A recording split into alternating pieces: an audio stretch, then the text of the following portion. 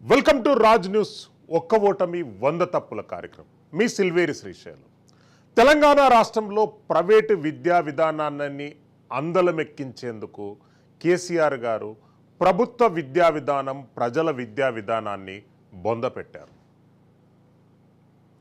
Free education సిస్టంతో పాటు KG to PG ఉచిత విద్యా విధానాన్ని అందిస్తామని హామీ ఇచ్చినటువంటి కేసీఆర్ గారు తానిచ్చినటువంటి హామీలనే తుంగలో తొక్కడం కాకుండా ఎక్కడ అడ్రస్ లేనటువంటి విద్యా సంస్థలకు అడ్రస్ కల్పించి ప్రైవేటు విద్యాపరంగా విద్యాభ్యాసం కావించాలని తెలంగాణ ప్రజలపై మొయ్యలేని భారం మోశారు. కాలేజీల వ్యవస్థ కానివ్వండి, పాఠశాల వ్యవస్థ కానివ్వండి, యూనివర్సిటీ వ్యవస్థ కానివ్వండి, 3 వ్యవస్థలు కూడా బీఆర్ఎస్ పార్టీ ఆధ్వర్యంలో నిర్వీర్యం చెందింది అంటనంటే దానికి కేసీఆర్ అండ్ కో బాధ్యత వహించవలసినటువంటి అవసరం ఉంది. ఈరోజు ఒక్క ఓటమి 100 తప్పుల కార్యక్రమంలో మనతో పాటు ఆయిలయ్య గారు యాక్టివిస్ట్, అదేవిధంగా విద్యార్థులకు, తల్లిదండ్రులకు, పాఠశాల యాజమాన్యాలకు కొన్ని సమన్వయమైనటువంటి కార్యక్రమాలలో ఆయిలయ్య గారు నిమగ్నమైనారు. ఆయిలయ్య గారు మనకి ఈరోజు లైవ్లో అందుబాటులో ఉంటారు. కర్నె అరవింద్ గారు బీఆర్ఎస్ పార్టీ సీనియర్ నాయకులు మనకు లైవ్లో అందుబాటులో ఉంటారు. బండారు రామ్మోహన్ గారు సీనియర్ పొలిటికల్ అనలిస్ట్ మనకు లైవ్లో అందుబాటులో ఉంటారు. మొదటగా బండారు రామ్మోహన్ రావు గారు మీతో ప్రారంభిద్దాం. రామ్మోహన్ రావు గారు, బీఆర్ఎస్ పార్టీ అప్పట్లో టీఆర్ఎస్ పార్టీ అధికారంలోకి రాకముందు తెలంగాణ రాష్ట్రంలో ఉన్నటువంటి విద్యా వ్యవస్థలన్నిటినీ పునర్నిర్మాణం చేస్తామనేటటువంటి హామీతో పాటు KG to PG free education అనేటటువంటి నినాదాన్ని మారుమోగించారు. మరి ఎందుకు కేసీఆర్ గారు ఫెయిల్ ఎక్కడయ్యారు, ఎందుకు ఫెయిల్ అయ్యారు? శ్రీశైలం గారు, మీకు మా మిత్రుడు కామాల ఐలయ్య గారికి, అట్లాగే కర్ణి అరవింద్ గారు రానట్టున్నారు వారికి, అట్లాగే మన ప్రేక్షకులందరూ నమస్కారం. విద్యను అలక్ష్యం చేయడంలో వీరు వారిని తేడా లేకుండా గతంలో కాంగ్రెస్, అంతకుముందు తెలుగుదేశం, ఆ తర్వాత టీఆర్ఎస్ కూడా. ఎందుకంటే ఒక విద్యలో అస్సర్ అనే ప్రోగ్రాం ద్వారా గత 20 ఏళ్లుగా మేము పిల్లల అభ్యసన సామర్థ్యాలను గమనిస్తున్న కార్యక్రమాల్లో ఐలయ్య గారికి కూడా తెలుసు, చేస్తున్న కార్యక్రమంలో భాగంగా విద్య, ముఖ్యంగా ప్రాథమిక విద్య ఎంత వెనుకబాటుతున్నదో చూస్తున్నాం మనం. నినాదం ఇవ్వడం చాలా తేలికే కానీ నినాదాన్ని అమలు చేయడం చాలా కష్టం. కేజీ టు పీజీ విద్య అనగానే సరిపోదు, దానికి కావలసిన వసతులు ఏమిటి, అట్లాగే ముఖ్యంగా చాలా మంది ఏమనుకుంటున్నట్టు విద్య అనగానే మౌలిక వసతుల కల్పన గురించే మాట్లాడుతున్నారు. మౌలిక వసతుల కల్పన సెకండరీ అంటుంది. మేమందరం చెట్ల కింద చదువుకున్నా వచ్చేది, మా ప్రజ్ఞాపూర్ గ్రామంలో మాకు బాదం చెట్ల కింద చదువుకున్నాం. వానాకాలం చదువులు అయినా మాకు వచ్చినాయి కదా. అంటే క్లాస్కో టీచర్ ఉండేవాడు, అప్పుడు తప్పనిసరి ఓ హెడ్ మాస్టర్ అదనంగా ఉండేవాడు. 5 క్లాసులు ఉంటే 6 టీచర్లు ఉండేవాడు. కానీ ఇప్పుడు ఏమైందంటే ఏకోపాధ్యాయ పాఠశాలలు లేవంటూనే 4 క్లాసులు 5 క్లాసులు కూర్చుని పెట్టి పశువుల కాపరిలాగా వ్యవహరించాల్సి, ఈ మాట అంటున్నారు కొంచెం కఠినంగా ఉన్నా కూడా. ప్రాథమిక విద్యకు ఎంత నాశనం చేసిందంటే 100 మంది పిల్లలకు ఒకేసారి ఒకే టీచర్ ఉన్న సందర్భం చూస్తున్నాం. ఒక్క టీచరు 4, ఒక్క విద్యార్థి 4 టీచర్లు ఉన్న సందర్భం చూస్తున్నాం. అంటే సమన్వయ లోపమా, లేకుంటే విద్య మీద పూర్తిగా వీళ్లకు పట్టి లేకపోవడం అంటే నేనేమంటున్నానంటే అవగాహన లేకపోవడం కాదు, సమన్వయ లోపము, పట్టి లేకపోవడం. ముఖ్యంగా కార్పొరేట్ విద్యను ప్రోత్సహించే చర్యల్లో భాగంగా అన్ని పార్టీలు తిలా పాపం తలా పిడుకు. నేను త్యాగ దగ్గరికి వస్తాను. వీళ్ళందరూ కూడా ఏం చేస్తున్నారంటే, వీళ్ళందరూ ఎవరైతే పార్టీల నాయకులు ఉన్నారో వీళ్ళందరూ కూడా ప్రైవేట్ స్కూల్ ఉన్నాయి, కార్పొరేట్ స్కూల్ ఉన్నాయి, లేకుంటే కార్పొరేట్ స్కూల్ వాళ్ళు ఇచ్చే యాజమాన్యాలు ఇచ్చే తాయిలాలకు, విరాళాలకు అలవాటు పడున్నారు వీళ్ళు. కనుక విద్యను, ఆరోగ్యాన్ని బాగు చేద్దామనే ఒక తపన పక్కన పెట్టండి, కనీసం ఇంగిత జ్ఞానం లేకపోవడం వల్ల వస్తున్న సమస్య ఇది అంటున్నాను నేను. ఎందుకంటే విద్యా ఆరోగ్యాలు ఇచ్చిన తర్వాత మిగతా అనుచిత ఉచిత పథకాలు అవసరమే లేదు. ఎవరు అడిగినరు? చాలా పథకాలు. కనుక ఇవి సంక్షేమం అవసరమే కాదంటలేదు. సంక్షేమ పథకాలు ఎవరు అడగకుండానే వీటిని ఇప్పటి బొమ్మడిగా ఇచ్చే ఇవే ప్రభుత్వాలు విద్యను, ఆరోగ్యానికి ఎందుకు గ్యారంటీ చేయలేకపోతున్నారంటే చిత్తశుద్ధి లోపము. దానిలో ఇతరత్ర నేను చెప్పిన కార్పొరేటీకరణ వల్ల వచ్చే లాభాలు, హాస్పిటల్కి పోతే, లేకపోతే రిక్షా వాళ్ళ పిల్లలు కూడా ఇవాళ ప్రభుత్వ స్కూళ్ళకు పంపకుండా ప్రైవేట్ స్కూళ్ళకు పంపించే సంస్కృతి అలవాటు చేసింది ఈ ప్రభుత్వాలు కదా. అంటే కుక్కను చంపాలంటే పిచ్చి కుక్క అనే ముద్ద వేసినట్టే ఇవాళ ప్రభుత్వ పాఠశాలలకు ప్రధాన శత్రువులు ఎవరంటే ప్రభుత్వాలు, పార్టీలే అంటున్నాను. అంటే ఇవి నడుస్తలేవో అని వాళ్ళే అంటారు. వాళ్ళే అని ప్రైవేటు పాఠశాలను ప్రోత్సహిస్తారు. అట్లానే వాళ్ళకి ఏదైనా జ్వరం వస్తే వాళ్ళు పోయి యశోద జాయిన్ అవుతారు, కానీ కార్పొరేట్స్ మన హాస్పిటల్లో జాయిన్ అవుతారు. కానీ వాళ్ళు ప్రభుత్వ వైద్యాన్ని ప్రోత్సహించరు. గాంధీ హాస్పిటల్లో, ఉస్మానియాలో సామాన్య పౌరుల్లాగా పోయి పడుకోమని ముఖ్యమంత్రి స్థాయో గవర్నర్ స్థాయో, ఆ మధ్యన గవర్నర్ నరసింహన్ గారు ఆ పని చేశారు కొంతవరకు. కానీ నేనేమంటున్నానంటే ఇవాళ ఈ రెండింటిని నాశనం చేసేది పాలకులే. దానికి ప్రధాన కారణం విద్య, అట్లా వైద్యాన్ని పూర్తిగా కార్పొరేటీకరణ, మనకు కమర్షియల్గా మార్చి దాని ద్వారా లబ్ధి పొందేది ఈ నాయకులే కనుక కానియరు. ఉదాహరణకు టీఆర్ఎస్ హయాంలో చూసుకుంటే, మీకు టీఆర్ఎస్ అనే మాట వస్తలేదు నాకు, టీఆర్ఎస్ హయాంలో చూసుకుంటే చాలా ప్రభుత్వ మన ప్రైవేట్ కళాశాలలు, ప్రైవేట్ యాజమాన్యంలో ఉన్న అన్ని కూడా వీళ్ళవే కదా చాలా వరకు, ఎమ్మెల్సీలవే. ఆ ఎమ్మెల్సీలు ఎన్నికైంది అక్కడించే వాళ్ళు. నేనేమంటున్నానంటే వీళ్ళందరూ ఎందుకు బాగు చేయాలని ఉద్దేశం ఉంటుంది అంటే, చిలక ప్రాణం మాంత్రికుడు ప్రాణం చిలుకలో ఉన్నట్టు వీళ్ళ ప్రాణాలన్నీ అక్కడ పెట్టుకొని సమాజానికి మేలు చేసే విద్య, ఆరోగ్యాన్ని వీళ్ళు బాగు చెయ్యరు. ముఖ్యంగా ఈ టిఆర్ఎస్ హామీలో ప్రాథమిక విద్య పూర్తిగా పునారిల్లిపోయింది. హై స్కూల్ కొంత పెరిగింది. నేను రోజు పాఠశాలను సందర్శిస్తాను కనుక హై స్కూల్ ప్రమాణాలు కొంచెం పెరిగినాయి. అప్పటికిప్పుడు చూసుకుంటే డిజిటలైజేషన్ వచ్చింది, బోర్డులు లేకుండా ఇప్పుడు విద్యా ప్రమాణాలు మారుతున్నాయి. కనుక ఈ ప్రమాణాలు మారే క్రమంలో కేంద్ర ప్రభుత్వము, రాష్ట్ర ప్రభుత్వాలు సమన్వయం చేసుకొని చేయాల్సిన అవసరం అనేది మేము అసర్లో చేస్తుంటే, చాలా వరకు ఇవాళ మనకు ప్రైవేటీకరణ పెరిగి ఒకనాడు 2004-05 సర్వశిక్ష అభియాన్ అమల్లో 4-5% మించని ప్రైవేట్ పాఠశాలలు ఇవాళ 90% పోయినాయి. ఇవాళ 17% మించని విద్యార్థులు ప్రైవేట్ పాఠశాలల్లో ఇవాళ 50-60% దాటింది. అందుకని ఇవన్నీ కూడా పెద్ద చర్చ శ్రీశైలం గారు.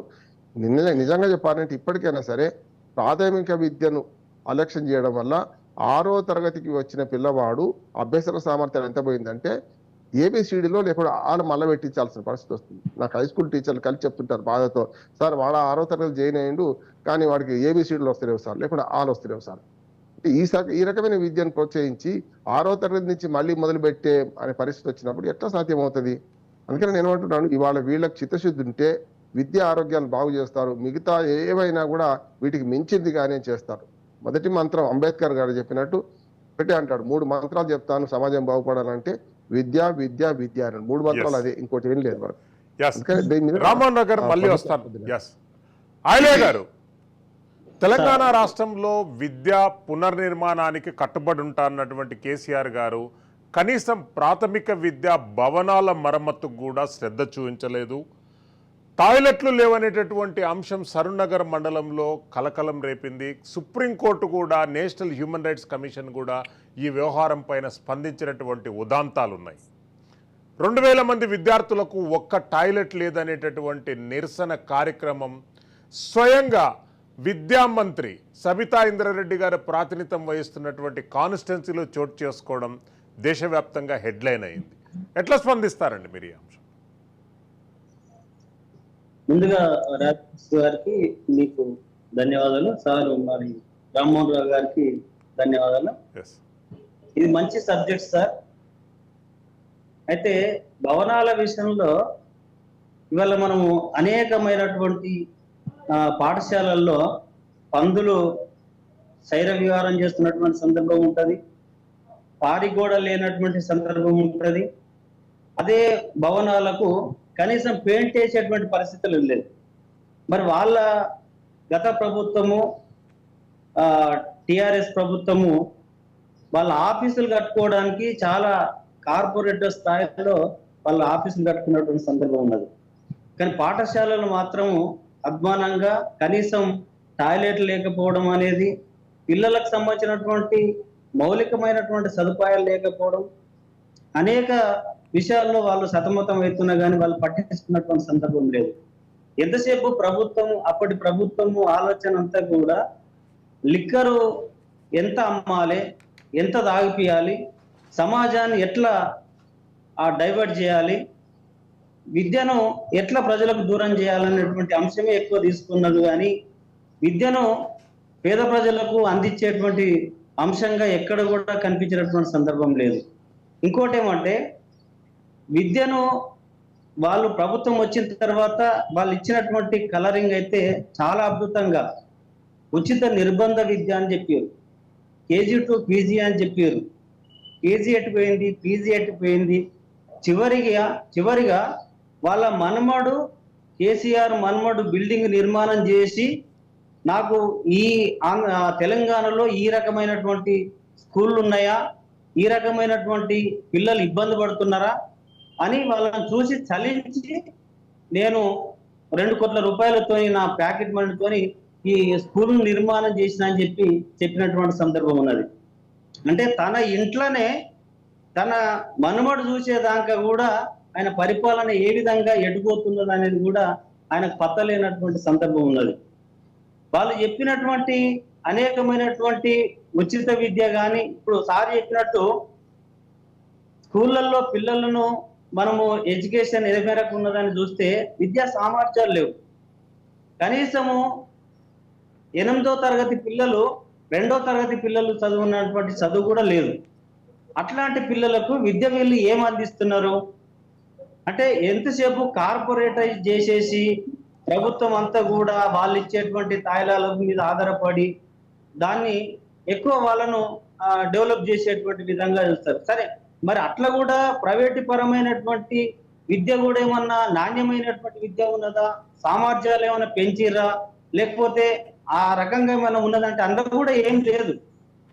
విద్యలో కూడా ఏం లేదు. అట్లా చాలా మంది సర్వే ఇచ్చారు. వెంకటేశ్వర లాంటి వాళ్ళు చాలా అద్భుతమైనటువంటి సర్వేలు చేశారు. అందులో ఎలాంటిది కూడా విద్యా సామర్థ్యాలు లేవు. విద్యను ఎడ్యుకేట్ ఇంకా డెవలప్ చేసినటువంటి సందర్భం లేదు.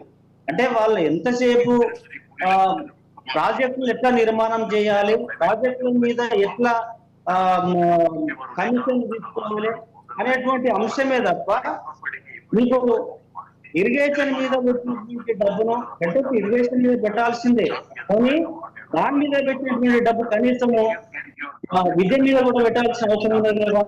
కానీ విద్య మీద ఎక్కడ కూడా మీకు బడ్జెట్ లో కూడా ప్రతి సంవత్సరానికి ప్రతి 5 సంవత్సరాలకు ఒకసారి గ్రాఫ్ తగ్గిపోతున్నది కదా తప్ప డెవలప్ అవుతున్న సందర్భం లేదు. అంటే ప్రభుత్వాలు చాలా, ఇప్పుడు కేరళ లాంటి ప్రభుత్వాలు కానీ లేదంటే మన ఢిల్లీ ప్రభుత్వం కానీ విద్య మీద ఎక్కువ ఫోకస్ పెట్టి ఎక్కువ బడ్జెట్ పెట్టి అనేకమైనటువంటి పాఠశాలను బాగా డెవలప్ చేసి ఒక మంచి సుందరంగా పాఠశాలను పోతే చాలా చదవాలనేటువంటి ఇంట్రెస్ట్ కల్పించే విధంగా వాళ్ళు అనేక ఆట బొమ్మలు కూడా తీసుకొచ్చి వాళ్ళు అట్లా డెవలప్ చేసినటువంటి సందర్భం ఉంటే మన తాన చాలా ఘోరంగా. నేను ఒక చిన్న ఉదాహరణ చెప్తాను మీకు. మల్కాజ్గిరిలో ఒక పాఠశాల ఉన్నది. దాని చుట్టూ 4 రోడ్లు ఉంటాయి. ఆ 4 రోడ్లకు కూడా దాని పారి గోడ ఎంత ఉంటుంది అంటే 4 ఫీట్ల ఉంటుంది. 4 ఫీట్ల ఉన్నటువంటి గోడ సాయంత్రం పోయేసరికి అది చాలా అధ్వానంగా అనేక అసాంఘిక కార్యక్రమాలకు అది ఉపయోగపడే విధంగా మందు బాటాలు కనిపిస్తుంటాయి తెల్లారి చూసేసరికి.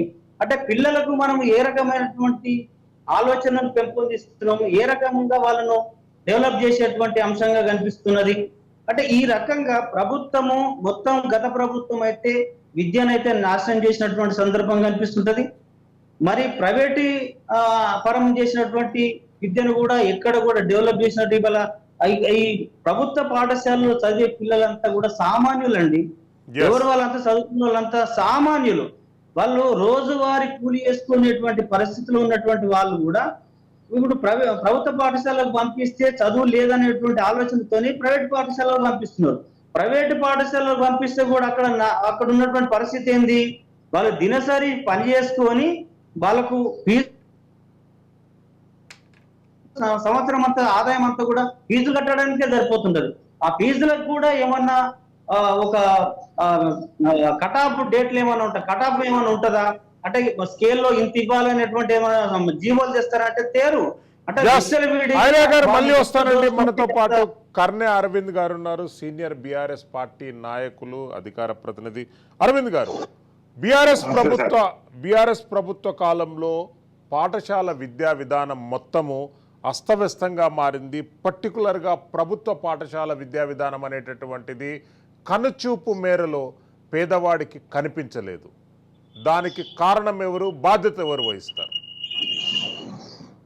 మీరు అంటున్నటువంటి ఏ ఒక్క మాట కూడా వాస్తవం కాదు సార్. ఇది ముమ్మాటికి తప్పు. ఎందుకు ఈ మాట చెప్తా ఉన్నాము అంటే విద్యారంగానికి పెద్దపీట వేసినటువంటి ప్రభుత్వం ఈ సువిశాల భారతదేశంలో ఏదైనా రాష్ట్రం ఉంది అంటే అది కేవలం తెలంగాణ రాష్ట్రమే. అది ప్రభుత్వం ఏదైనా ఉంది అని అంటే కేసీఆర్ గారి ప్రభుత్వమే. విద్య ఉంటే వివేకం వస్తుంది, వివేకం ఉంటే సమాజంలో ఉన్నటువంటి అసమానతలన్నీ తొలగిపోతాయి అని చెప్పి జ్యోతిరావు పూలే గారు చెప్పింది సార్. వాళ్ళ తెలంగాణ పూలే కేసీఆర్ గారు వాళ్ళ మానవీయ కోణంలో ఆలోచన చేసి సకల జనుల సంక్షేమమే లక్ష్యంగా అభివృద్ధి ధ్యేయంగా పనిచేసినటువంటి కేసీఆర్ గారు కాదండి, కాదు అరవింద్ గారు, కాదు ఇంత విధ్వంసం జరిగినాక కూడా మీరు ఎట్లా ఒకాలతో పుచ్చుకుంటున్నారు అర్థం కావడం లేదు కేసీఆర్ గారికి. ఒకాలత ఏం లేదు సార్, వీళ్ళు జ్యోతిరావు పూలేను కూడా వాస్తవాలని నేను చెప్పేటువంటి ఎల్లన్న గారు ఎవరు వాస్తవాలు మాట్లాడుతూ ఉన్నాం సార్. ఇది జరిగింది వాస్తవం. తెలంగాణ రాష్ట్రం రాకముందుకు సార్ ఆయన గారు అరవింద్ గారిని మాట్లాడివ్వండి, నెక్స్ట్ తీసుకుంటాను. అరవింద్ గారు మాట్లాడండి ప్లీజ్. సార్ 2014 కంటే ముందు అంటే విద్యా విధానం ఏ పద్ధతిలో ఉన్నది అనేటువంటి విషయాన్ని చిన్న దాంతోనే మనకు అర్థం అవుతుంది సార్. 2014 కంటే ముందు ఈ రాష్ట్రంలో అన్ని గురుకులాల్లో ఎస్సీ ఎస్టీ మైనార్టీ గురుకుల పాఠశాలల సంఖ్య 443 మాత్రమే ఉండే. 443 మాత్రమే ఉండే. తెలంగాణ రాష్ట్రం ఏర్పడ్డాక 9.5 సంవత్సరాలుగా మనం ఏర్పాటు చేసుకున్నటువంటి పాఠశాలల సంఖ్య 1775కు పోయినటువంటి పరిస్థితి ఉంది. దీంట్లో 6 లక్షల మంది సార్, దీంట్లో 6 లక్షల మంది అంటే ఇవాళ చదువుకుంటున్నటువంటి విద్యార్థులు కానివ్వండి, లేదు అనుకుంటే తల్లిదండ్రులు వాళ్ళకు ఉన్నటువంటి పరిస్థితిని అంచనా వేసుకొని వాళ్ళకు ఉంటున్నటువంటి దాన్ని ఎనాలిసిస్ చేస్తా ఉన్నారు తల్లిదండ్రులు. మీరు నమ్మరు సార్, ఇబ్రహీంపట్నం ఇవాళ నేను ఉంటున్నటువంటి మా ఇబ్రహీంపట్నంలో నల్లకంచ అనేటువంటి స్కూల్ ఉంటది. మీరు ఎప్పుడైనా గూగుల్లో కొడితే కూడా మీకు వస్తుంది. ఒక అద్భుతాన్ని ఇవాళ ఎవరెస్ట్ శిఖరం ఎక్కినటువంటి వాళ్ళు ఉన్నారు సార్. ఇవాళ రెసిడెన్షియల్ పాఠశాలకి వెళ్ళి వచ్చినటువంటి వాళ్ళు ఇవాళ ఆ స్కూల్లో సార్ 10,000 అడ్మిషన్లు మనము మా జిల్లాకు సంబంధించి 10,000 అడ్మిషన్ల కోసం మేము పెడితే 50,000 అప్లికేషన్లు వచ్చినటువంటి పరిస్థితి ఉన్నది సార్. ఒకవేళ విధ్వంసమే జరిగి ఉంటే, ఒకవేళ ఎక్కడ కూడా విద్యార్థులకు అన్ని రకాలుగా ఇయ్యకపోతే ఒక విద్యార్థి పైన 1,25,000 రూపాయలు ఒక సంవత్సరానికి మనం పెట్టి వాళ్ళ అద్భుతాన్ని సృష్టించగలిగినాం సార్. జేఈలో, ఐఐటిలో, వాళ్ళ నీట్ లో, లేదు అనుకుంటే రాష్ట్ర జాతీయ స్థాయిలో ఉన్నటువంటి దాన్ని పోటీ పరీక్షలలో కూడా వాళ్ళ పెద్ద స్థాయిలో మనం తీసుకుపోయినటువంటి నేపథ్యం మరి పెద్దలకు కనిపిస్తలేదో వినిపిస్తలేదో నాకైతే తెలియదు కానీ సార్, వాళ్ళ ఒకటి వాస్తవం సార్. వాళ్ళ పగవారికి పంచాంగం ఇస్తే పగటిలే చనిపోతాడు అనేటువంటి విషయం చెప్తారు. వాళ్ళకు మాట్లాడేటువంటి అవకాశం మా పైన ఇస్తే గిట్లనే చెప్తారు. కానీ నిజాయితీగా, నీతిగా, నిజంగా చదువుకున్నటువంటి లబ్ధి పొందినటువంటి లబ్ధిదారులు నడిపితే కేసీఆర్ గారు వాళ్ళ పట్ల చూపించినటువంటి ప్రేమ ఏంటి అనేటువంటి విషయం చెప్తారు. కానీ ఈ ఇట్లా మాట్లాడితే సరైనటువంటి అది కాదు సార్. సార్ ఏది ఏమైనా అయ్యిందాన్ని ఆకిట్లా కాందాన్ని కంచాన పెట్టినటువంటి మాట్లాడితే సరే అది మీ విఘ్నత, జనమందరూ కూడా చూస్తా ఉన్నారు. ఏది వాస్తవం ఏది అబద్ధము అనేటువంటి విషయం చాలా స్పష్టంగా తెలుసు. ఇప్పటికే ఈ రాష్ట్రంలో 6 లక్షల పైచిలకు మంది విద్యార్థులు చదువుకుంటున్నారు. రెసిడెన్షియల్ పాఠశాల లోపల, గురుకులాల లోపల ఇవాళ గురుకులాలను అద్భుతం చేసినటువంటి సందర్భం ఉన్నది తెలంగాణ రాష్ట్రంలో. ఇవాళ ఏ రాష్ట్రంలో కూడా మీరు చూడండి సార్, మన పక్క రాష్ట్రంలో ఇవాళ గురుకుల పాఠశాలలో ఎవరు చదువుతారు అంటే బిలో పావర్టీ లైన్స్ ఉన్నటువంటి వాళ్ళు మాత్రమే గురుకులాలలో చదివేటువంటి పరిస్థితి ఉండే. కానీ ఇవాళ అట్లాంటిది లేకుండా ఇవాళ గొప్పగా అడ్మిషన్లు మీరు ఈ విద్యా సంవత్సరం చూసుకోకుండా సార్, గత విద్యా సంవత్సరంలో ఉన్నటువంటి సంఖ్య ఏంది చూడరు సార్, మీకు అర్థమవుతుంది. ఇవాళ అట్లాంటి పరిస్థితి ఏం లేదు. కాంగ్రెస్ ప్రభుత్వం ఏర్పడ్డాక కొత్తగా కొలువునటువంటి కాంగ్రెస్ ప్రభుత్వం ఏమీ చేయకుండా ఎవరిని పట్టించుకోకుండా ఇక ఏ పద్ధతిలో అది చేస్తా ఉందో కూడా చూసిండ్రు. కానీ మీరు ఈ విద్యా సంవత్సరం ఇప్పుడు జరగబోయేటువంటి జూన్ లో మీరు అడ్మిషన్ల సంఖ్య చూడండి, లాస్ట్ టైం లో జరిగినటువంటి అది చూడండి, మీకే అర్థమవుతుంది అనేటువంటి విషయాన్ని నేను తెలియజేస్తా ఉన్నాను. శ్రీశైలం సార్, ఒకటి వాస్తవం సార్, ఒకటి నిజం. ఇవాళ చదువుకున్నటువంటి విద్యార్థులని ఈ మాట అడిగితే వాళ్ళు మీ కార్యక్రమానికి వచ్చే కంటే ముందు సరే దానిపైన అది ఉండాలి కదా అనేటువంటి ఆలోచన లోపల రివ్యూ తీస్తే ఒక అద్భుతాలు సార్. ఇవాళ పేదరికంలో అత్యంత పేదరికం వాళ్ళు, అణగారిన వర్గాల్లో అత్యంత అణగారిన వర్గాలు, అణిచివేతకు గురైనటువంటి వాళ్ళలో అత్యంత అణిచివేతకు గురైనటువంటి వాళ్ళు దళితులు, ముఖ్యంగా దళితులు, బీసీలు, వీళ్ళందరూ కూడా వాళ్ళ తల్లిదండ్రులకు ఉన్నటువంటి పరిస్థితి, వాళ్ళకు ఉన్నటువంటి ఎకనామిక్ పరిస్థితి, అంటే ఆర్థిక పరిస్థితులు మెరుగు లేక మేము చదువుకుంటాము చదువుకోలేము అనేటువంటి బాధలో 10వ తరగతి వరకు మేము అదైనము. కానీ కేసీఆర్ గారి ప్రభుత్వం ఏర్పడ్డాక కేసీఆర్ గారి మానవీయ కోణంలో ఆలోచించి మా గురించి ఈ రాష్ట్రం బాగుపడాలంటే, ఈ రాష్ట్రం దేశంలోనే గొప్ప రాష్ట్రంగా ఉండాలి అని అంటే అది విద్యతోనే అయితేనే సాధ్యమవుతుంది అనేటువంటి విషయాన్ని ఇవాళ గ్రహించినటువంటి కేసీఆర్ గారు సార్.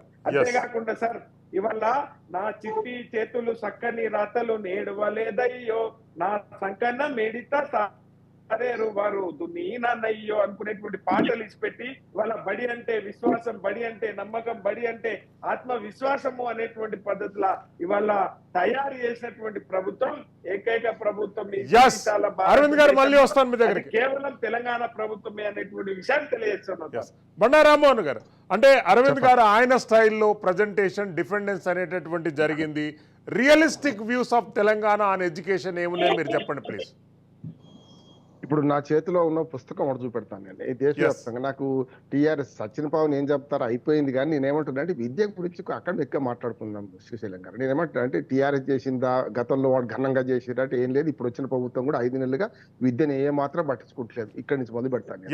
ఇవాళ అసర్ ASER అని ఒక పుస్తకం నచ్చింది. 20 ఏళ్ళుగా మేము దీన్ని తీస్తున్నాం. దేశవ్యాప్తంగా ప్రథమ సంస్థ మేము కలిసి 650 గ్రామీణ జిల్లాలలో సర్వే చేస్తున్నాం. ఇందులో 1 నుంచి 5వ తరగతి కాదు, మొత్తం 16 ఏళ్ల లోపటి పిల్లలు విద్యా సామర్థ్యాలను పరిశీలిస్తాం. ర్యాండమ్ సర్వే చేస్తుంటాం. అప్పటికిప్పటికీ ప్రైవేటీకరణ పెరిగిందా లేదా అంటే రిపోర్ట్ ఉంది, పెరిగింది. ఒకనాడు 10-12% ఉన్న ప్రైవేట్ పాఠశాలల పిల్లలు ఇవాళ 50% దాటిండ్రు. ఇంతకుముందు హైలైట్ గారు అన్నట్టు ఏంటంటే పేద పిల్లలే వస్తున్నారు. ఒక ప్రశ్న మనకు ఇబ్రాహీంపట్నంలో వారు మనకు అరవింద్ గారు చెప్పారు నా మిత్రులు. నేను మా గజ్వేల్ సంగతి చెప్తాను. గజ్వేల్లో KG to PG అని 2 విద్యాలయాలు అద్భుతంగా బ్రహ్మాండంగా కట్టిండ్రు. ఎట్లా అంటే మీకు ఆ క్యాంపస్ లేకపోతే నేను ఎవరు వచ్చినా వాళ్ళకి చూపెడతా. మీరు టీఆర్ఎస్ వాళ్ళు ప్రచారం చేసి చేయలేదు, కానీ నేను మొత్తం మా మొత్తం విలేజ్ ఒక కార్లో తిరిగితే ఒక రోజు పడుతుంది అభివృద్ధి చెప్పాలంటే. భవనాలు, అందమైన భవనాలు, ఇదే అభివృద్ధి అనుకుంటే లాభం లేదు. అట్లానే 2 హబ్బులు కట్టారు. ఒకటేమో 40 ఎకరాలు, ఒకటి 60 ఎకరాల స్థలంలో కట్టారు. బ్రహ్మాండంగా బిల్డింగ్లు కట్టిండ్రు, అంతా అయిపోయింది. అక్కడికి పోతే అసలు మనకు ఒక వేరే దేశానికి పోయినట్టు అనిపిస్తుంది. కానీ మా ఊళ్ళో డిగ్రీ కళాశాలలు 7 ప్రైవేటీ నడుస్తున్నాయి. ఎందుకు నడుస్తున్నాయి? మా మిత్రుడు శ్రీనివాసరెడ్డి గారు చెప్తారు. అక్కడ ఏమైందంటే లెక్చరర్ లేరు. సమస్య ఎక్కడ వచ్చిందంటే అందమైన భవనాలు కట్టిండ్రు. KG PG అంటే మొత్తం అన్ని అక్కడే నడుస్తున్నాయి. హాస్టల్ కూడా అక్కడనే ఉన్నాయి. మీకు ఒకసారి చూపెడతా శ్రీశైలం గారు, మీరు వస్తే. ఆ మధ్యన ఏదో పని ఉందన్నారు. నేనేమంటున్నానంటే అద్భుతమైన భవనాలు కట్టి కాంపౌండ్ వాళ్ళతో మల్కాజ్గిరి లాగా లేదు, మనకి అసలు దేశంలో ఉన్నా అనిపిస్తుంది. కానీ అక్కడ ఏమైందంటే మనకు కాంట్రాక్ట్ లెక్చరర్లు కూడా లేరు. విద్య రాకపోయినాక అందమైన భవనాలు సమాధుల్లాగా ఉంటాయి, కానీ అక్కడ ఎవరికి చదువుతారు, ఎందుకు పోతారు? 7 ప్రైవేట్ డిగ్రీ కళాశాలలు నడుస్తున్నాయి. నా బాధ ఏంటంటే ఏ ప్రభుత్వం వచ్చినా ప్రాథమిక విద్యను పునాదిని నాశనం చేస్తుంది. అందుకనే ఓ రిపోర్ట్ తెల్లాలేసి మనం పట్టుకుంటున్నాం. రెండోది ఏంటంటే ఈ ప్రాథమిక విద్యలో ఇప్పటిదాకా DSE ఎందుకు వేయలేదు? ఈ ప్రభుత్వము ప్రాథమిక విద్య ఎందుకు వేయలేదంటే చెప్తాను, దాన్ని కూడా కారణం చెప్తాను. ఇవాళ మన ఉభయ తెలుగు రాష్ట్రాలలో మనకు విద్యా హక్కు చట్టం ఏం చెప్పింది? 1:30 అన్నది. అంటే 30 మంది పిల్లలకు ఒక టీచర్ ఉండాలి. ఇప్పుడున్న పరిస్థితుల్లో అయితే మన తెలంగాణలో 1:17 ఉన్నారు. ప్రభుత్వ పాఠశాలలో ఒక్క టీచర్ కు 17 మంది పిల్లలే ఉన్నారు. ఇక DSE పడదు. వీళ్ళు వచ్చినా పడదు, వాళ్ళు వచ్చినా పడదు. ఎందుకు పడదంటే మెల్లమెల్లగా ఇప్పుడు మనకు అరవింద్ గారు మంచి మాట చెప్పారు. చాలా గోదలు కాసుకునే పిల్లలు, ఫస్ట్ జనరేషన్ పిల్లలు కూడా చదువుతున్నారు. చాలా కరెక్ట్. రిక్షా వాళ్ళ పిల్లలు, వ్యవసాయ కార్మికుడు పిల్లలు ఇవాళ బడికి పోనట్లేరు, బడికి పంపిస్తున్నారు. ఏ బడికి పంపిస్తున్నారు? అంటే SC ST residential colleges, institutions RS Praveen Kumar గారి ఆధ్వర్యంలో కొద్దిగా డెవలప్మెంట్ అయినటువంటి మాట వాస్తవం. చాలా అయింది అంటున్నా. నేను ఏమంటున్నా అంటే హై స్కూల్ చదువు నుంచి నేను ప్రతిరోజు రాయపోల్ స్కూల్కి పోతా. ఇవాళ మనకు కుగ్నూరుపల్లి స్కూల్ సత్యయ్య గారు నా మిత్రుడు హెడ్ మాస్టర్, ఆయన ఎక్కడ ఉంటే అక్కడ డెవలప్ చేస్తున్నాం. ఏమంటున్నానంటే ఆ స్కూల్లో హై స్కూల్ బాగుపడ్డాయి. నేను స్పష్టంగా చెప్తున్నా. మంచి చెడ్డో క్లాస్కో టీచర్ ఉన్నాడు, అన్ని ఎక్విప్మెంట్స్ ఉంటున్నాయి. ప్రైమరీ విద్య నాశనం చేసినాక మీరు పునాదే నాశనం అయిపోయినాక పైకి పోతే ఏం లాభం? నేను చెప్పాను కదా, ఇంతకుముందు ఐలే గారు అన్నారు, మా అసలు రిపోర్ట్ అది ఏమని అంటే 2వ తరగతి పుస్తకాన్ని 8వ తరగతి పిల్లవాడు చదవలేకపోతున్నాడు. రాముడు మంచి బాలుడు అనే విషయాన్ని చదవలేకపోతున్నాడు. వేరే ఇడిచిపెట్టండి. దానికి కారణము ఈ టీఆర్ఎస్ నిన్నటి మొన్నటి కాంగ్రెస్ అంతకుముందు తెలుగుదేశం అంటలేదు. నేను మనందరం బాధ్యత వహించాలంటున్నాం. చాలా మంది టీచర్లను విమర్శిస్తారు. టీచర్లు అప్పటి టీచర్లు వేరు, ఇప్పటి టీచర్లు వేరు. ఇప్పటి యువ టీచర్లు చాలా బ్రహ్మాండంగా పనిచేస్తున్న నా మిత్రులు చాలా మంది ఉన్నారు. ఎక్స్ట్రా టైం కూడా ఇస్తున్నారు. కానీ ఏమవుతుందంటే విద్యను ప్రాథమిక విద్యను అలక్ష్యం చేయడమే కాకుండా ప్రభుత్వ పాఠశాలల గురించి తప్పుడు ప్రచారం చేస్తుంది ప్రభుత్వాలే.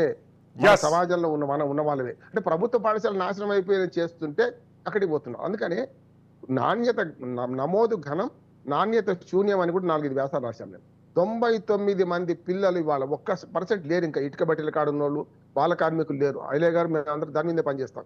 నేనేమంటున్నా, వాళ్ళు పోతలేరు స్కూల్కు. అంటే మైగ్రేటెడ్ పీపుల్, ఒరిస్సా నుంచి, బీహార్ నుంచి వచ్చిన వాళ్ళు, ఎక్కడెక్కడ పనిచేస్తున్న వాళ్ళని కూడా తీసుకెళ్లి చేర్పిస్తే కూడా ఆ పిల్లలతో పని చేయిస్తే డబ్బులు వస్తాయి కదా.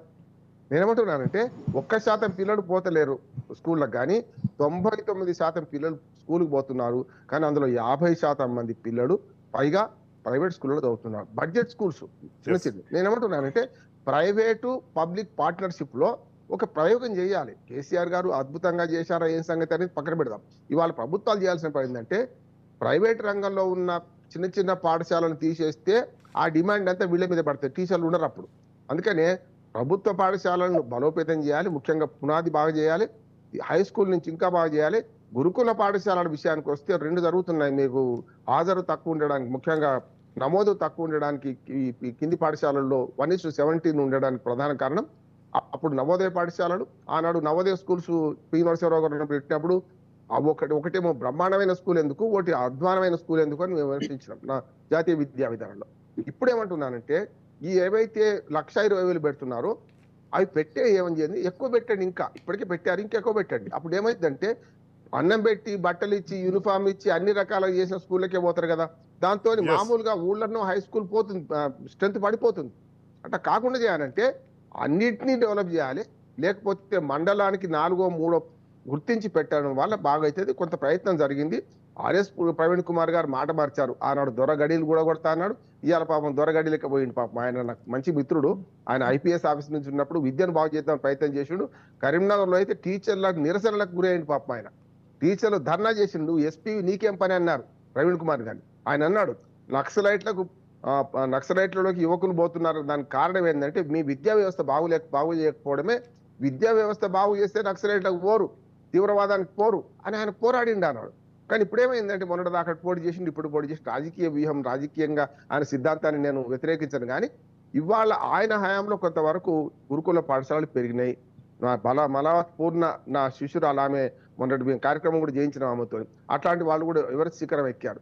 ఎగ్జామ్షన్ కేసులు ముద్ర పెట్టకండి. నేను అంటున్నా ఏంటంటే సామాన్య కుటుంబ పిల్లలు ఎంతమంది ప్రాథమిక విద్య దాటిపోతున్నారు. 5వ తరగతికి ఆగుతున్నారు, 7వ తరగతికి, 8వ తరగతికి ఆగుతున్నారు, 10వ తరగతి పోతలేరు. ఇది చేయమంటున్నాడు. అందుకనే విద్యాలయాలు కట్టడం ముఖ్యం కాదు, దానిలో పిల్లలు రావడం ముఖ్యం. వాళ్ళకు అన్నిటికంటే ముఖ్యం చదువు రావడం. పటేల బొర్రంకర అంటే అంబలి గారకుండా చూడరా అన్నాడు. నేనేమంటున్నానంటే ఈ విద్యాలయాలు ఎట్టున్నా సరే నాకు కావాల్సింది విద్య రావడం. ఆలేన గారు, బీఆర్ఎస్ 10 సంవత్సరాల ప్రభుత్వ కాలంలో స్కూల్ డ్రాప్అవుట్ సంఖ్య పెరిగింది అనేటటువంటిది ఒక స్టడీ నివేదిక ఇచ్చింది. అసలు కారణం ఏంటి? ఎందుకు డ్రాప్అవుట్స్ పెరిగాయి? ఐలే గారు, can you hear me? Yes. అంటే ఇప్పుడు డ్రాప్అవుట్స్ పెరిగినని చెప్తున్నారా, పెరగలేదని చెప్తున్నారా? డ్రాప్అవుట్స్ పెరిగినాయి అంటే స్కూల్ మానేసే వాళ్ళ పిల్లల సంఖ్య పెరిగింది అనే ఒక నివేదిక చదివిన నేను. అది వాస్తవం 100%. అంటే ఇప్పుడు వాళ్ళు మేము పాఠశాలలు పెంచినాము, ఇంతకుముందు అన్న వాళ్ళు చెప్పారు కదా, పాఠశాలలు పెంచినామని చెప్పారు కదా. పాఠశాలలు పెంచితే ఇప్పుడు ఒక్కొక్క సిగ్నల్ దగ్గర 10ల సంఖ్యలో పిల్లలు ఎందుకుంటున్నారు? ఇవాళ వ్యవసాయ రంగంలో అనేక మంది పిల్లలు ఇంకా బాల కార్మికులుగా ఎందుకు మారిపోతున్నారు? ఒకవేళ విద్యా నాణ్యత పెంచినా గానీ, లేదంటే పిల్లలను అందరినీ నిర్బంధ విద్య చేసి చదివిపించి వాళ్ళని డెవలప్ చేస్తున్నామని చెప్పేసి లెక్కలు చెప్తున్నప్పుడు మరి ఎందుకు వాళ్ళు డ్రాప్అవుట్ గా మారడానికి కారణం ఏమవుతుంది అంటే సిద్ధశుద్ధి లేదనేది చాలా స్పష్టంగా అర్థమవుతున్నది. ప్రభుత్వానికి ఉన్నటువంటి సిద్ధశుద్ధి అంటే మిగతా వాటి మీద ఆదాయం మీద లేకపోతే వాళ్ళ వ్యక్తిగత ప్రయోజనాల మీద పెట్టినటువంటి దృష్టి అంతా కూడా పిల్లల మీద పెట్టినటువంటి సందర్భాలు ఎక్కడ కూడా లేదు. ఇవాళ విద్యను నడి రోడ్డు మీద వదిలిపెట్టేసేటువంటి పరిస్థితి తీసుకొచ్చారు. రాను రాను ఇంకా చాలా ప్రమాదకరంగా జరిగేటువంటి అవకాశాలు ఉన్నాయి విద్య మీద. ఇవాళ ఎవరు చదివించుకున్న తన స్వతహాగా ప్రైవేట్ పాఠశాలలో తీసుకోవాల్సిందే కానీ ప్రభుత్వ పాఠశాలలో చదివిస్తామనేటువంటి నమ్మకం లేనటువంటి పరిస్థితి వచ్చింది.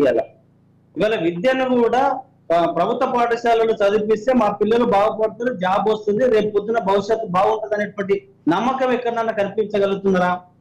ఇవాళ ఇంగ్లీష్ విద్య అన్ని ప్రభుత్వ ప్రైవేట్ పాఠశాలలు ఇంగ్లీషు నేర్పిస్తే ఇవాళ ఇంకా తెలుగు మీడియమే నేర్పించేటువంటి పరిస్థితి ఉన్నది. అంటే ప్రపంచమంతా ఇంగ్లీష్ వైపు వెళ్ళిపోతుంటే ఇంగ్లీష్ లో మాట్లాడాలని ప్రపంచమంతా కోరికలు కోరుకుంటే ఇవాళ ఇంకా మళ్ళీ మన భాషనే మాట్లాడాలనేటువంటి అంటే వాళ్ళందరూ కూడా ఎవరుంటారు? ప్రైవేటు స్కూళ్ళల్లో మొత్తం కూడా ఆధిపత్య కులాలకు సంబంధించిన వాళ్ళు ఉంటారు, ధనిక కులాలకు సంబంధించిన వాళ్ళు, పెట్టుబడిదారి కులాలు ఉంటారు. ఇవాళ పేద కులాలు అంతా కూడా ఎక్కడ ఉంటారు? ప్రభుత్వ పాఠశాలల్లో ఉంటారు. అంటే వీళ్ళ చదువు మాత్రమేమో మన తెలుగు ఉండాలి లేకపోతే ప్రాంతీయ భాష ఉండాలనేటువంటి నిబంధనలు పెడుతున్నారు.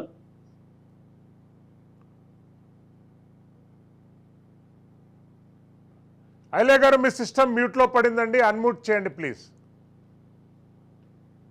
వాళ్ళ విద్యను వాళ్ళు అట్లా డెవలప్ చేసుకుంటున్నారు. పిల్లలు అంటే దళిత బహుజన పిల్లలకు ఇంకా చదువు నేర్పించేటువంటి పరిస్థితులు లేదు. చదువు నేర్చుకోవడానికి పిల్లలు ఇష్టంగా ఉన్నారు కానీ నేర్పించడానికి ప్రభుత్వం ఇష్టంగా లేదు.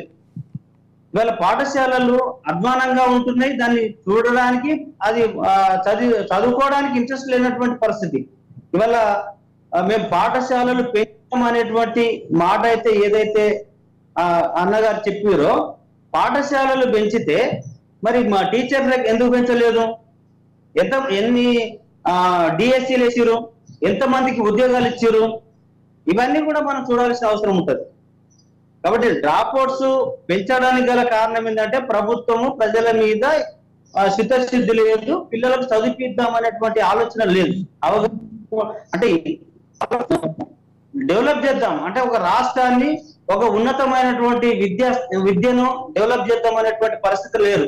ఇవాళ కేరళ రాష్ట్రం లాంటిది విద్య మీద ఎక్కువ బడ్జెట్ పెట్టి విద్యను ఎక్కువ ఉచిత నిర్బంధ విద్యను పెట్టి ఎక్కువ మందిని చదివించడం వల్ల ఇవాళ ప్రపంచ దేశాలలో వాళ్ళు డాక్టర్లుగా మన రాష్ట్రంలో కూడా చాలా మంది నర్సులు వచ్చి వాళ్ళు చేసుకుంటున్నారు. అట్లనే క్యూబా దేశం లాంటిది కూడా ఇవాళ వాళ్ళు కరోనా టైంలో ప్రపంచమంతా కరోనా టైంలో అలా ఇబ్బంది పడతా ఉంటే ఒక క్యూబా దేశానికి సంబంధించింది విద్యను డెవలప్ చేయడం వల్ల డాక్టర్స్ ఎక్కువ మంది రావడం వల్ల ఒక్కొక్క దేశానికి 200 నుంచి 300 మందిని ప్రతి దేశానికి పంపించినటువంటి చరిత్ర. అంటే కేవలం విద్యతోనే కదా. కానీ ఆ విద్యను వీళ్ళు నాశనం చేయాలనుకుంటున్నారు తప్ప వాళ్ళ పిల్లలు కానీ వాళ్ళ వర్గాలు కానీ ఒక ఉన్నతంగా చదివించడానికి అనేకమైనటువంటి కార్పొరేట్ స్థాయి స్కూల్ ఉంటాయి, కాలేజీలు ఉంటాయి, వాళ్ళు చదివించుకోవడానికి అవకాశాలు ఉన్నాయి. కానీ ఈ పేద ప్రజలకు దళిత బహుజన పిల్లలకు చదివించాలంటే చదివిస్తే నేర్చుకుంటారు, చదువుకుంటే ప్రశ్నించే పరిస్థితికి వస్తుంది. ప్రశ్నించే పరిస్థితికి వస్తే రేపు రాజ్యాధికారం అడుగుతారు, వాట అడుగుతారు, నిధులలో ప్రతి దాంట్లో వాళ్ళు అడుగుతారు. కాబట్టి వీళ్ళంతా కూడా తాగడానికి లేకపోతే గంజాయి అలవాటు చేసేటువంటి పరిస్థితి అండి ఇవాళ ప్రభుత్వం టిఆర్ఎస్ ప్రభుత్వం చేసినామని చెప్తున్నారు కదా. గంజాయి విచ్చలవిడిగా ఏరులై పారుతుంటే ఇవాళ ప్రతి స్కూళ్ళల్లో గంజాయి బిస్కెట్లు గంజాయి మొక్కలు దొరుకుతున్నాయంటే ఏ స్థాయిలో వీళ్ళు విద్యను డెవలప్ చేస్తున్నారు, ఏ స్థాయిలో చేసిర్రు వీళ్ళు? అంటే సీమాంధ్ర ప్రభుత్వంలో కూడా అట్లా గంజాయి కూడా బయటకు రాలేదు. ఎక్కడో కొన్ని చోట్ల కొంత ఒక స్మగ్లింగ్ స్థాయిలో జరిగింది. కానీ ఇవాళ చాక్లెట్ల దాకా వెళ్ళిపోయి పిల్లలకు తీసుకుపోయి ఇచ్చేటువంటి పరిస్థితి ఇవాళ స్కూళ్ళలోకే పోయిందనంటే వీళ్ళు ఏ రకమైనటువంటి విద్య నేర్పుతున్నట్టు? ఇట్లాంటి పరిస్థితి ఉండడం వల్లనే వాళ్ళు డ్రాప్ అవుట్ ఎక్కువ అవుతున్నటువంటి సందర్భం ఉన్నది.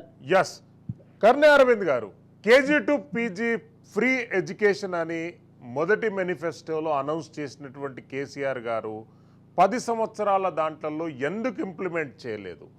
కేజీ టు ఫ్రీ అన్నారు, మొత్తం ప్రైవేట్ పరం చేశారు. అసలు ఉన్నటువంటి ప్రభుత్వ పాఠశాలను కూడా క్లోజ్ చేసి ప్రైవేట్ పాఠశాలలకు అవకాశం కల్పించారు. కొన్ని యూనివర్సిటీలు పల్లా రాజేశ్వర రెడ్డి గారి యూనివర్సిటీ కానివ్వండి, మల్లారెడ్డి గారి యూనివర్సిటీ కానివ్వండి, వ్యక్తిగతంగా వాళ్ళ యూనివర్సిటీల డెవలప్మెంట్ గురించి అనేటటువంటిది ప్రభుత్వం ఎన్నో పథకాలు రూపొందించింది. ఇట్లా ఈ డిస్క్రిమినేషన్ ఎందుకు? సార్, చాలా స్పష్టంగా కేసీఆర్ గారు ఒక విషయాన్ని ఏం చెప్పిండ్రు అంటే 2014 తర్వాత తెలంగాణ రాష్ట్రంలో కేజీ టు పీజీ ఉచిత విద్యను అందించాలి అనేటువంటి ఆలోచన ముఖ్యమంత్రి కేసీఆర్ గారు చాలా స్పష్టంగా చెప్పిండ్రు. ఆ దిశగా అడుగులు కూడా చాలా క్లియర్ గా మీకు కూడా తెలుస్తారు. ఆ దిశగా అడుగులు కూడా వేసింది.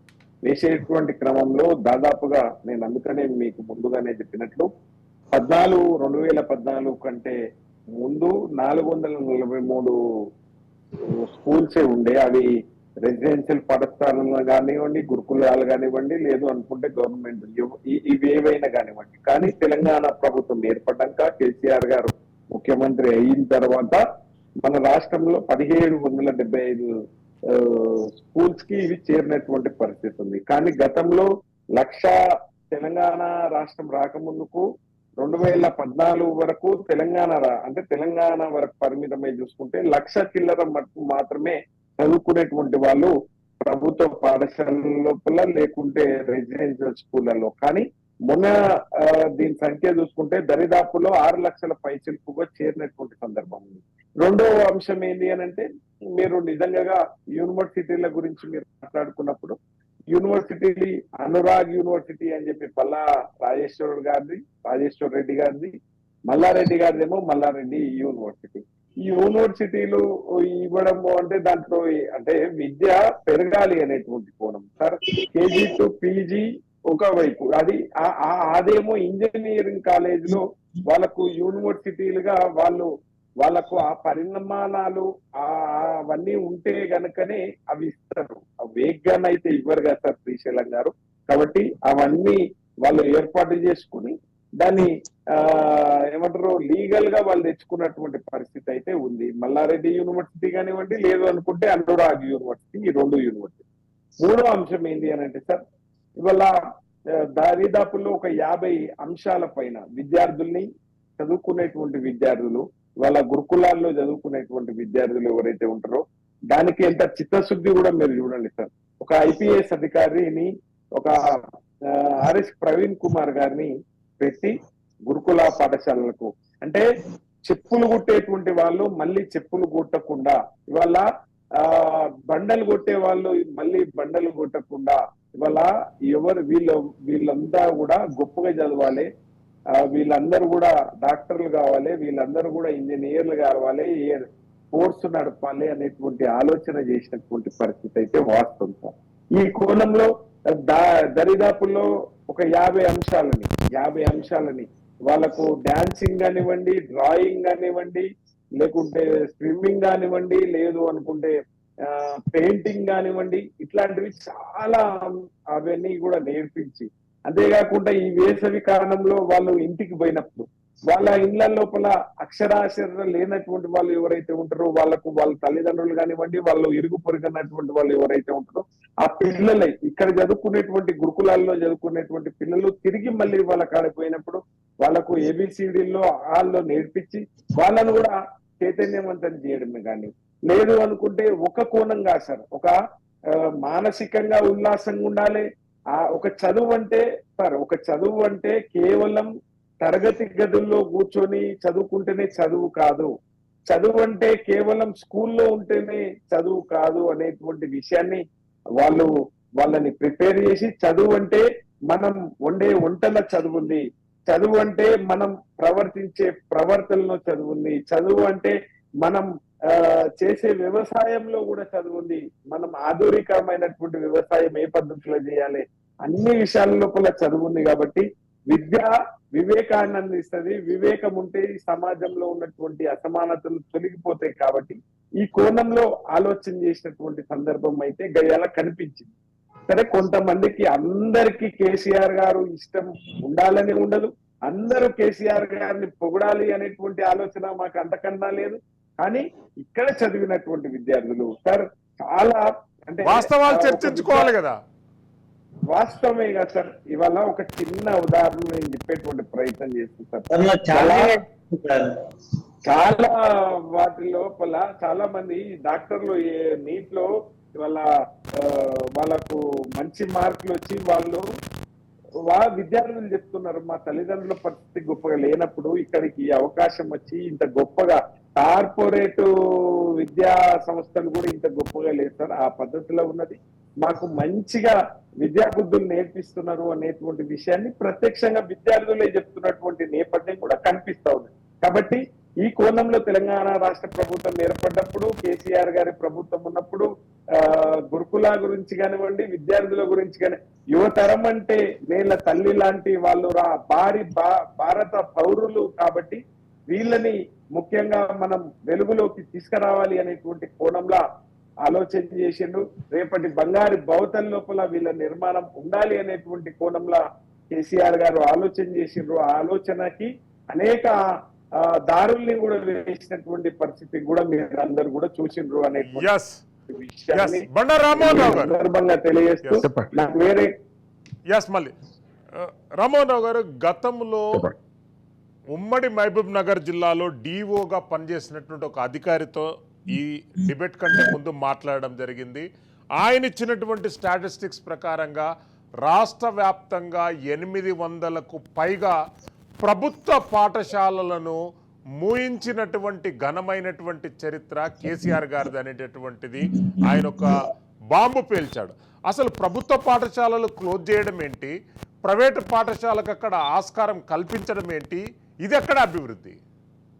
అంటే నేను ఏమంటున్నానంటే మీకు అందుకని ఒకసారి అసెట్ రిపోర్ట్ చదవండి సార్. ఎందుకంటే వీళ్ళు అసత్యాలు అర్ధసత్యాలు చెప్తున్నారు. నేనేమంటున్నానంటే కొందరికి రామ్మోహన్ రావు గారు ఆయన చెప్పినటువంటి జీవో కూడా స్కూళ్ళ ప్రాధాన్యత పర్ఫార్మెన్స్ బాగా లేనందున పాఠశాలలను మెర్జ్ చేశారనేటటువంటి ఒక కాన్సెప్ట్ చెప్తాను. అదే చెప్తాను. అందుకనే దానిలో ఉన్నాను కనుక చెప్తున్నాను. నేను టీచర్ని కాకపోయినా ఇక్కడ ఏ సంస్కరణ అయినా చేయదలుచుకుంటే అందులో ఉన్న వాళ్ళని ఇన్వాల్వ్ చేయాలి. టీచర్లను ఇన్వాల్వ్ చేయకుండా సంస్కరణ చేయకపోతే ఇది సమస్య వస్తుంది. నేనేమంటున్నానంటే ఖచ్చితంగా కొన్ని పాఠశాలను మూసేయాల్సిందే. Rationalisation of schools, rationalisation of teachers చెయ్యకపోతే ఈ సమస్య వస్తుంది. నేను చెప్పాను కదా, ఒక్క పిల్లవాడు 6 టీచర్లు ఉన్న బళ్ళు చూపెడతాను. నేను 100 మంది పిల్లలు ఒకటే టీచర్ ఉన్న బళ్ళు చూపెడతాను. దీన్ని మార్చకపోతే ఎట్లా అంటున్నాను నేను. ఇప్పుడు వాటి టెక్స్ట్ ఆలోచన చెప్తున్నాను. ఏమంటే సార్ 5 నెలలు అయిపోయింది గవర్నమెంట్ పడిపోయి, పోస్ట్ మార్టం చేసి చచ్చిన శివమే అంటున్నాను. ఇప్పుడు అరవింద్ గారి ముందంటే అన్నాను చచ్చిన శివం టీఆర్ఎస్, దీన్ని చేయడం. వాటి నెక్స్ట్ ఆలోచన చేద్దాం. 2 ఉదాహరణలు చెప్తాను నేను. నాకు అమెరికాలో వైద్యం బాగాలేదు కానీ విద్య బాగుంది. విద్య ఏంటంటే మనకు నైబర్హుడ్ స్కూల్స్ అని ఉంటాయి. నైబర్హుడ్ స్కూల్స్ అంటే ఎవరైతే పాఠశాలలో చదవాలంటే వాళ్ళు ఆ కాలనీలో ఆ నియర్ గా ఉన్న ప్రభుత్వ పాఠశాల కానీ ప్రైవేట్ అందులో చేరాలి. ఇంకో పక్క కాలనీకి పోవడానికి వీలు లేదు. అది చేయండి నెంబర్ 1. అదే వైద్యం అయితే NHS అంటే నేషనల్ హెల్త్ సర్వీస్ అని ఉన్నది, బ్రిటన్ లో బాగున్నది. మీరు అమెరికా పోతే తల్లిదండ్రులు పోతే వెనక్కి పంపిస్తున్నారు. ఎందుకంటే ఇన్సూరెన్స్ లేకుండా రాకుండా బాబు చచ్చిపోతే మాకు కష్టము, మాకు ఇన్సూరెన్స్ కట్టలేని డబ్బులని. అందుకనే విద్యా వైద్యాన్ని ప్రపంచవ్యాప్తంగా ఉన్న ప్రాక్టీసెస్ ను పాటించాలంటున్నాడు. అందుకని మా రిపోర్ట్లు ఏం చెప్తున్నామంటే మీరు డ్రాప్ అవుట్స్ ఎప్పుడు పెడుతున్నాయి. ఇవాళ ఎంత చైతన్యం వచ్చిందంటే మా పిల్లలు ఏదైనా సరే చదువుకోవాలనే కాన్సెప్ట్ పేద పిల్లలలో వచ్చింది. కానీ ఏమైంది, గతి లేకపోతే గవర్నమెంట్ బడి పైసల బడి గవర్నమెంట్ బడి నేను విభజించిన. దాని పైసల బడి అంటాం, ఇది గవర్నమెంట్ బడి ఏమో ఉచిత బడి. ఈ 2 ఉన్నాయి. దీన్ని బాగు చేయకుండా కుట్రపూరితంగా 5వ తరగతి వరకు సరిగ్గా బాగు చేస్తే పైది అది వద్దన్న పోతారండి. నువ్వు అంటే ఒక తాడి చెట్టు ఎక్కి ఇచ్చేవాడిని కనీసం మనం అందినంత ఎక్కియాలి కదా, అందినంత ఎక్కిచ్చే చేస్తలేరని నేను అంటున్నాను. ఇక్కడ 2 చేయాల్సి ఉంది. తెలంగాణలో ఇప్పుడు అయిపోయింది, ఆ ప్రభుత్వం పోయింది, ఈ ప్రభుత్వం వచ్చింది.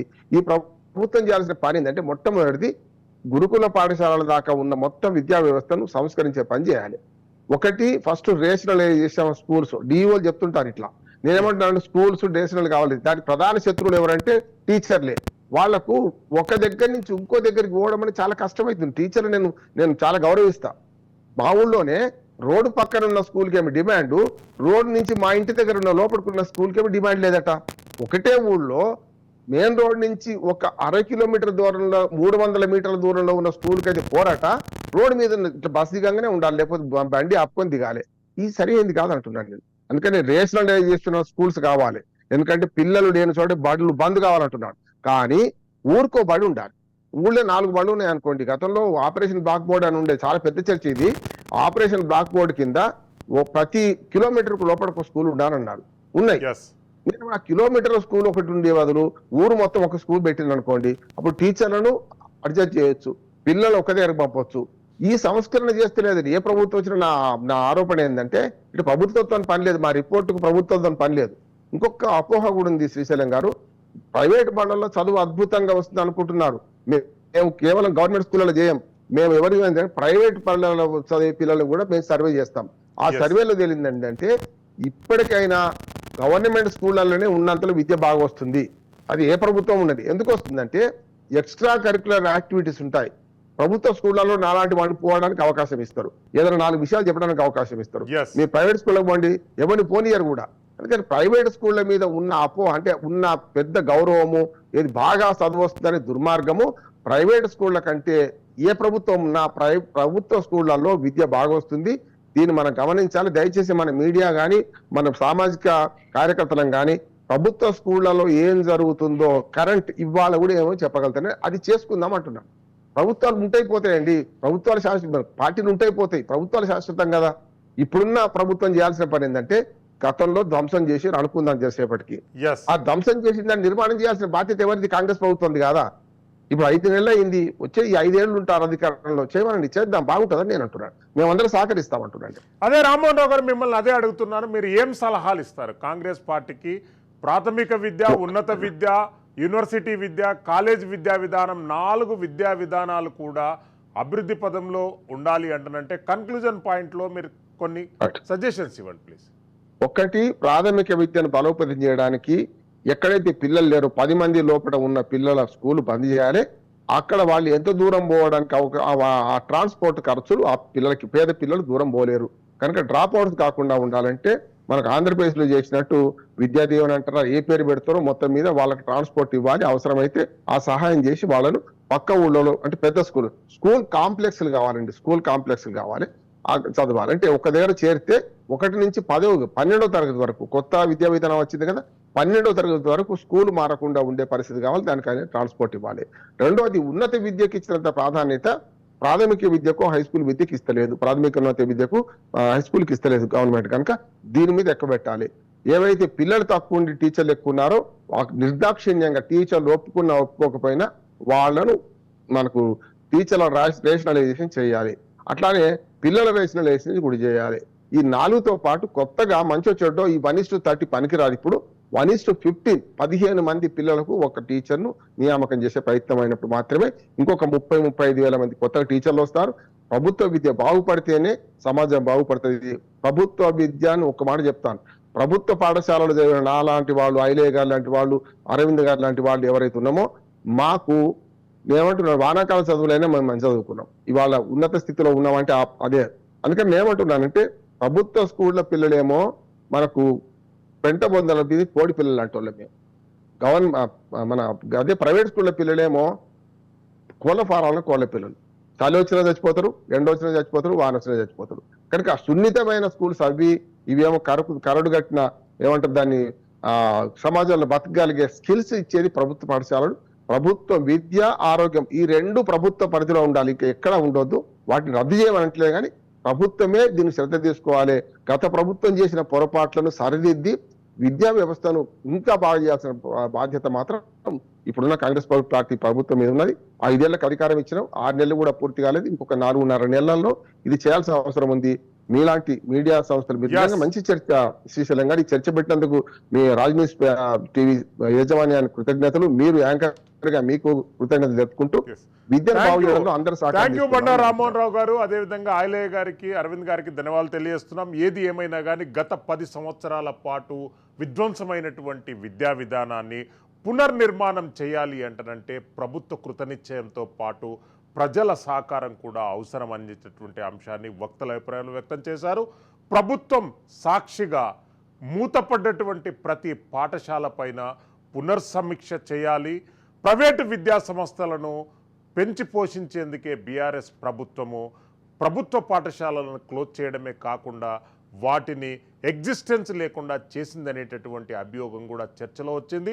టీచర్ల రిక్రూట్మెంట్ కానివ్వండి, కాలేజీ స్థాయిలో లెక్చరర్ల రిక్రూట్మెంట్ కానివ్వండి, యూనివర్సిటీ స్థాయిలో ప్రొఫెసర్స్ రిక్రూట్మెంట్ కానివ్వండి, బీఆర్ఎస్ ప్రభుత్వ ఆధ్వర్యంలో ఒక్కటి కూడా జరగలేదనేటటువంటి మాట వాస్తవం. రాజ్ న్యూస్ ఒక్క ఓటమి 100 తప్పుల కార్యక్రమంలో పాల్గొన్న వక్తలందరికీ ధన్యవాదాలు తెలియజేస్తున్నాం. Keep watching Raj news. Silveri Srisailam for Raj news.